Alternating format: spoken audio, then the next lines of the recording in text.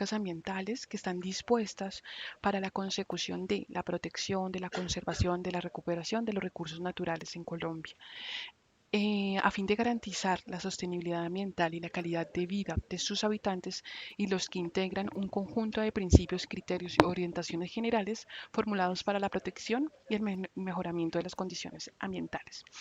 Vamos a tratar un poco estos temas que hacen parte de la política ambiental, de cómo son las formas, quiénes lo ejecutan, cuáles son los instrumentos que se disponen de manera general para que, pues, de alguna manera podamos entender y comprender esas políticas, que es nuestro principal objetivo.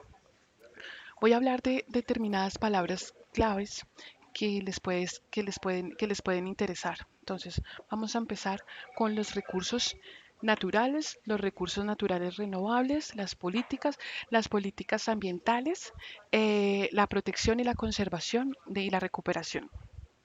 ¿Qué son los recursos naturales? Entonces, tenemos y entendemos que son aquellos bienes que pueden obtenerse de la naturaleza sin mediar ninguna intervención de la mano del hombre. Hablamos agua, aire, suelo, petróleo, gas, carbón, minerales, por decir algunos ejemplos. En cuanto a los recursos naturales renovables, entendemos que son aquellos de que el ser humano puede disponer y que gracias a poseer algún mecanismo natural o por la acción pues, del hombre directamente, pueden reponer o regenerar dentro de cierto margen de tiempo. Estamos hablando del agua, del aire, del suelo, de la energía solar, de las plantas, por ejemplo.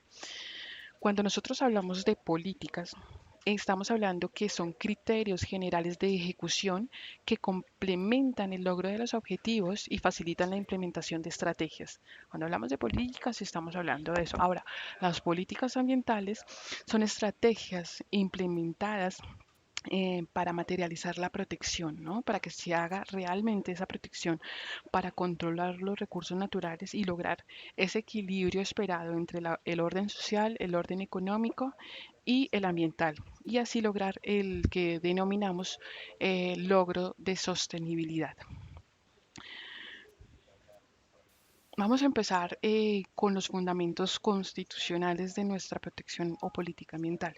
Tenemos en nuestra Constitución Política de Colombia de 1991, que sabemos fue una de las principales normas, perdón, sí, principales normas que realmente le dio el estatus de derecho fundamental al medio ambiente. Por eso en su artículo 80 estipula de alguna manera las políticas ambientales, ya que nos habla de que el Estado planifica o planificará el manejo y el aprovechamiento de los recursos naturales, la planificación para garantizar un desarrollo sostenible. ¿Cómo? Conservando, restaurando y sustituyendo. Además, debe prevenir, ¿no? Ser un ente de control para los factores de deterioro ambiental. También imponer sanciones legales y exigir la reparación de los daños causados. Asimismo, coopera con otras naciones en la protección de los ecosistemas eh, situados en las zonas fronterizas. ¿Se acuerdan que hablamos de estos principios ambientales en nuestra charla anterior? Pues estos principios ambientales se materializan en esta Constitución Política de 1991 a través de su artículo 80. ¿Qué pasa con todas esas normas de la Constitución Política? Tienen que ser reglamentadas o tienen que transponerse de alguna manera mediante reglamentos y leyes dispuestas para conseguir estas políticas o este artículo fundamental de la Constitución Política. Entonces, pasamos a nuestro fundamento legal. Voy a referir algunas normas de manera general porque en nuestra tercera charla voy a profundizar un poquito más en ella, decir cuáles son los objetivos principales, su principal función, etcétera. Pero hoy lo voy a hacer un poquito breve, dado que aquí el objetivo son las políticas y cómo de alguna manera se desarrollan. Tenemos en nuestro decreto único reglamentario del sector ambiente de desarrollo sostenible el decreto 1076 del 26 de mayo del 2015. Este decreto fue una compilación de las normas ambientales expedidas por el Gobierno Nacional en cabeza evidentemente del Ejecutivo. Simplemente Recordar que este decreto único no derogó ninguna norma o generó nuevas, solamente compiló. Su función obviamente fue compilar todas esas normas vigentes dentro de la reglamentación normativa ambiental colombiana y disponerla en un solo texto. Este texto ha sufrido dos o tres cambios a los últimos años y evidentemente le han adicionado bastantes artículos en la medida que pasa el tiempo. Entonces, pues esto lo veremos más adelante. Cuando nosotros hablamos del decreto, nuestro segundo decreto importante como fundamento legal es el decreto 2811 de 1974, por el cual se dicta el Código Nacional de Recursos Naturales Renovables y de Protección del Medio Ambiente. Bueno, por la fecha podemos deducir que fue uno de los primeros decretos de protección ambiental expedidos en Colombia.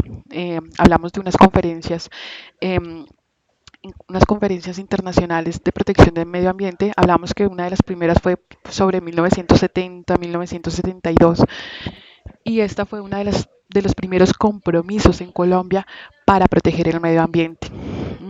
A mi modo de ver, se quedó un poco corta en el sentido que solamente nombraba la parte rural, ¿no? La parte urbana como que en ese momento no fue problema. Pues, digamos, subsanando este pequeño falta de disposición, surgieron reglamentaciones posteriores que complementaban esta protección. Su principal objetivo es lograr la prevención y restauración del medio ambiente, la conservación y mejoramiento y la utilización racional de los recursos naturales renovables. Lo podemos encontrar en este decreto 2811 de 1974 aún vigente. Em, Vamos a hablar entonces de la Ley 99 de 1993. A mi forma de ver, es una de las leyes más importantes de Colombia en cuanto a estructura, en cuanto a objetivos y en cuanto a organizar todo su sistema. Estamos hablando de esta ley porque crea el Ministerio del Medio Ambiente, se reordena todo el sector público encargado de la gestión y la conservación del medio ambiente y organiza el Sistema Nacional Ambiental, SINA, y otras disposiciones. Dicta esta normativa. Eh, Reitero que en una clase posterior vamos a hablar un poco, estamos hablando de los fundamentos legales a grosso modo. Pasamos entonces a los principios generales ambientales de la política ambiental colombiana. Como les indiqué, la Ley 99 de 1993 trajo toda una estructura y toda una organización y con ello trajo las políticas ambientales que rigen en Colombia en la actualidad.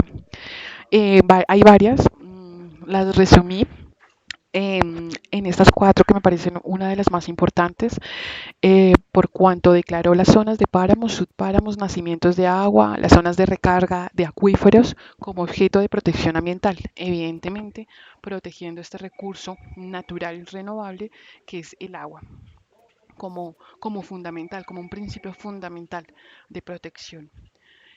También dentro de los principios generales ambientales de la política ambiental colombiana, indica que el Estado fomentará la incorporación de los costos ambientales y el uso de los instrumentos económicos que veremos un poquito más adelante para la prevención, la corrección y la restauración del deterioro ambiental y para la conservación de los recursos naturales renovables.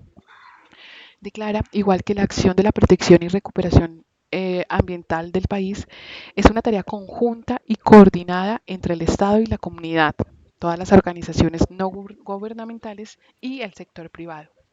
Indica que el Estado apoyará e incentivará la conformación de organismos no gubernamentales para la protección ambiental y podrá delegar en ellos algunas de sus funciones. Nosotros hablamos de este principio ambiental en nuestra primera charla, cuando hablábamos de que en estas primeras charlas que se hicieron en las conferencias se determinó que no solamente es responsabilidad de Estado, es una tarea conjunta también de la sociedad y de todos los entes. Y tenemos como otro punto importante de principio general ambiental o de política ambiental colombiana, los estudios de impacto ambiental. Dicen que es un instrumento básico para toma de decisiones respecto a la construcción de obras o actividades que afecten de alguna manera significante el medio ambiente. Entonces, tener en cuenta estas políticas ambientales que nos la indica en nuestro fundamento legal de la Ley 99 de 1933, transponiendo las directrices de la Constitución Política en su artículo 80. Una vez hablando de estos principios generales y de lo que busca de alguna manera los principios, la política ambiental colombiana, tienen que haber unos instrumentos. ¿Cómo lo vamos a realizar? ¿Cómo vamos a hacer ese artículo 80 y este fundamento legal a través de todas estas normas y principalmente de la ley 99? ¿Cómo vamos a realizarlo?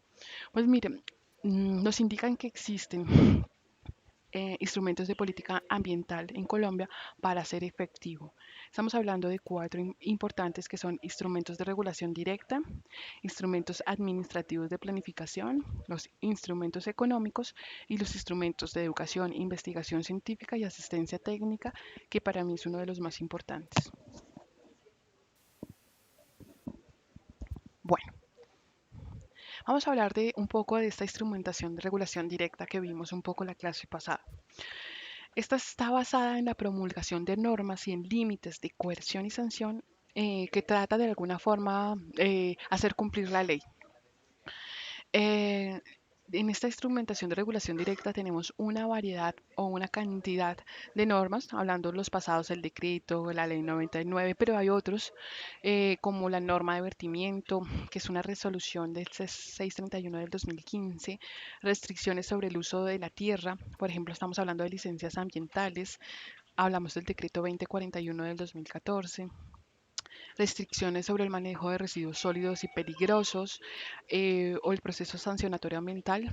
Estamos hablando de la ley 1333 del 2009. Entonces, aquí estamos hablando de los instrumentos de regulación directa, que no es otra cosa que las normas que se expiden para hacer cumplir los propósitos de la política.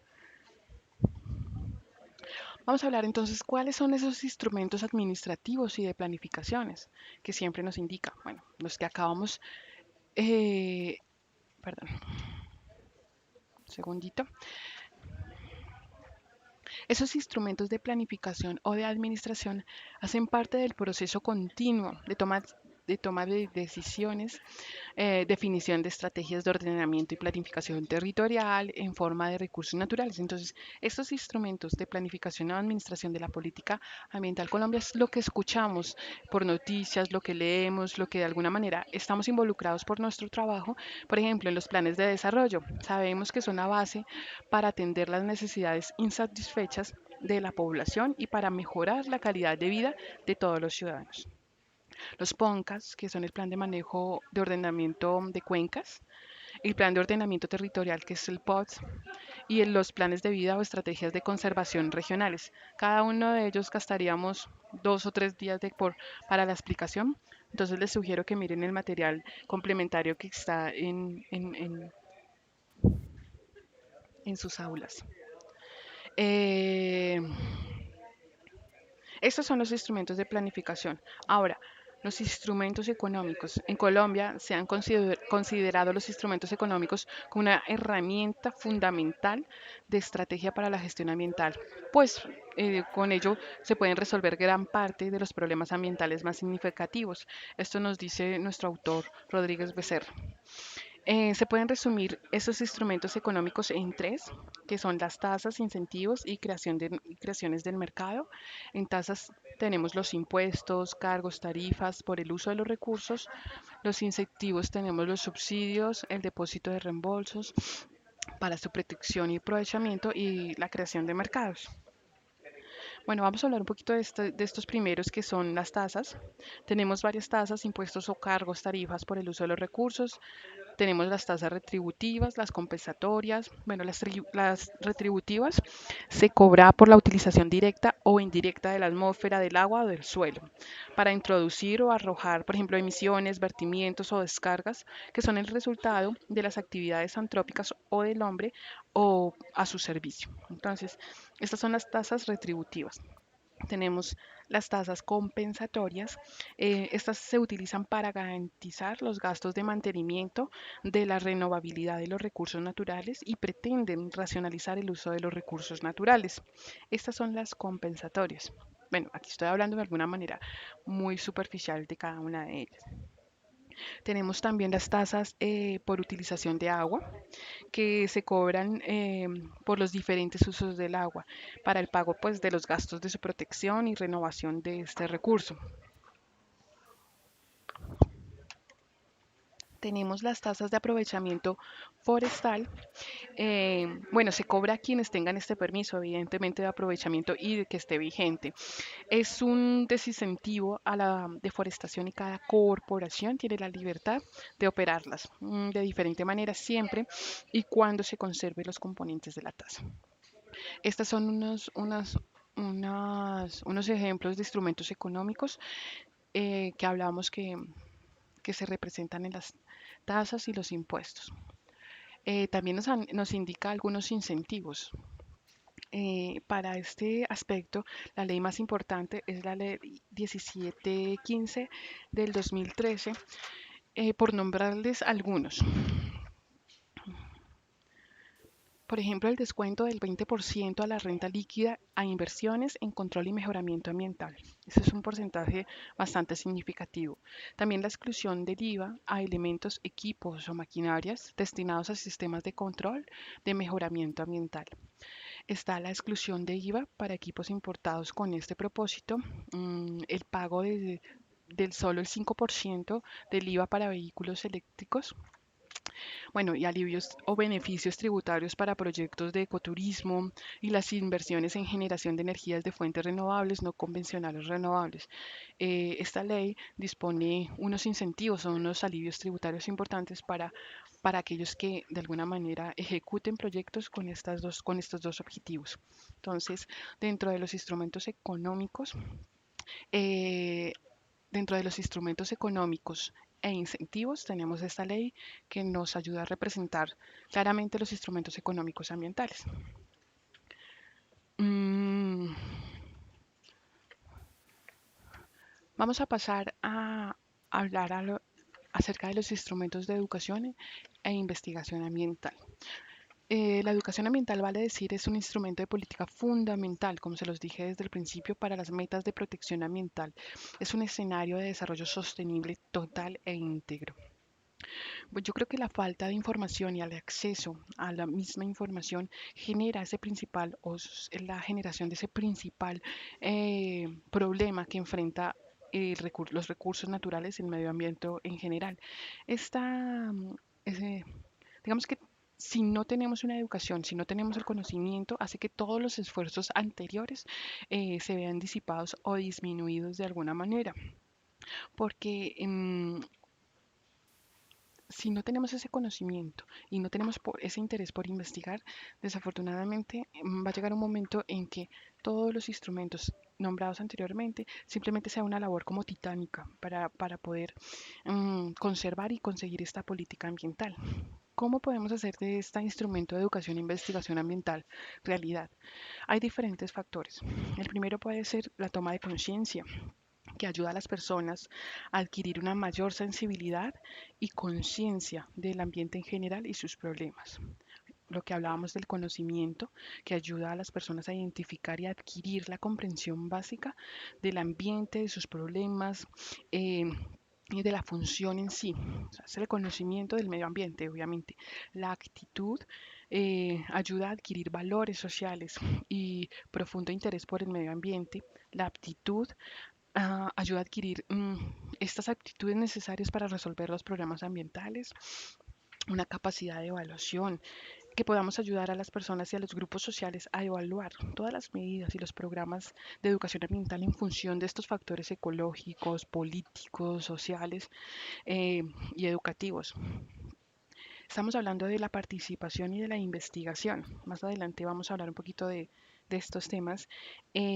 La participación, bueno, pues ayuda a las personas a tomar conciencia, ¿no? Un sentido de responsabilidad en la necesidad de prestar atención a los problemas del ambiente para asegurar que se adopten las medidas adecuadas al respecto en su comunidad, en su localidad, en su barrio, etcétera.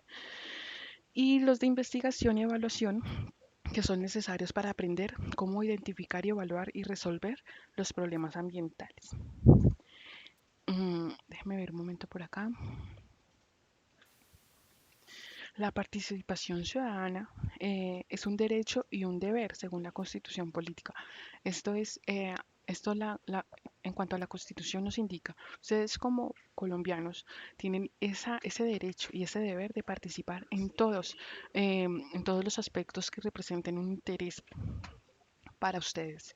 Pero eso por eso la educación ambiental pretende empoderar a las comunidades a poder velar por el entorno físico y un ambiente sano mediante pues, los diferentes mecanismos de participaciones legales y constitucionales existentes.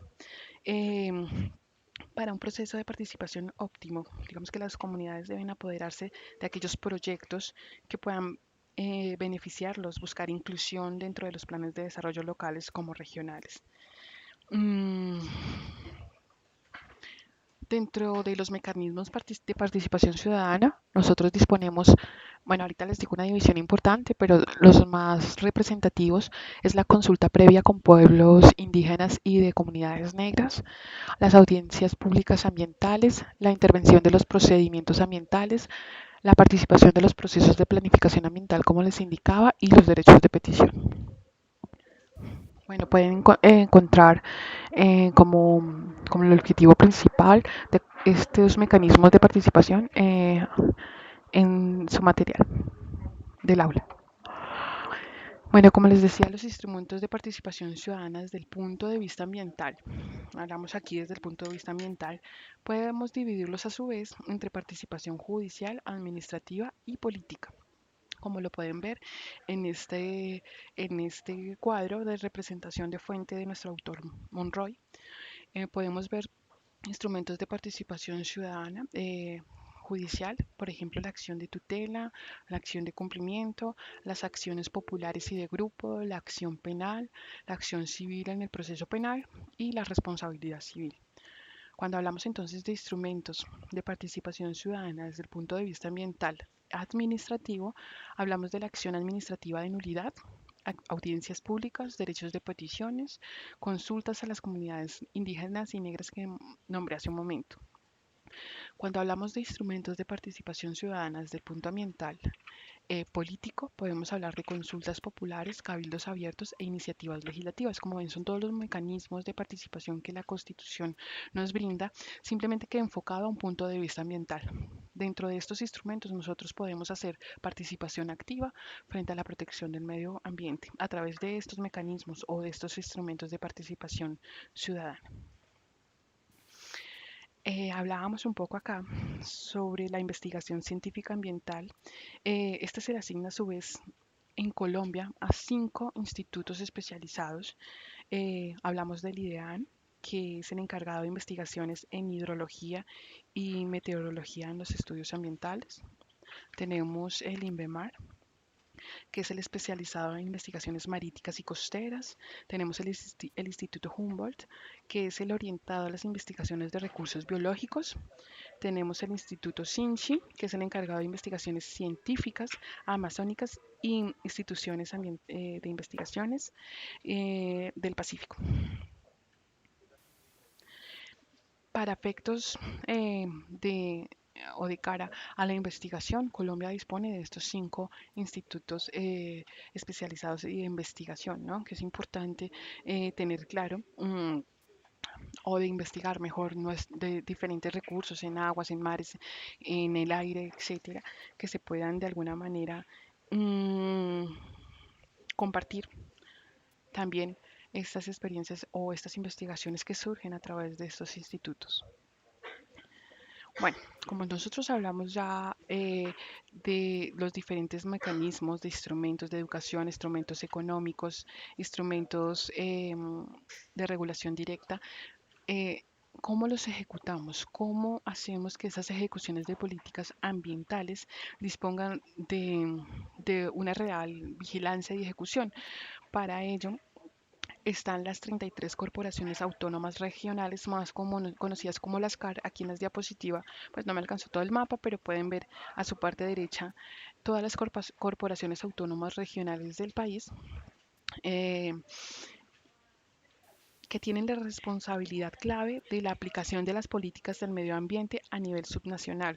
Y el Ministerio del Medio Ambiente y Desarrollo Sostenible es el responsable de supervisar y de coordinar las actividades de la CAR. Dentro de pues, las múltiples funciones que se le asignan a estas corporaciones, se resaltan dos, que son las principales. La primera es su papel como entes regulatorios y de control de cumplimiento de la normatividad ambiental.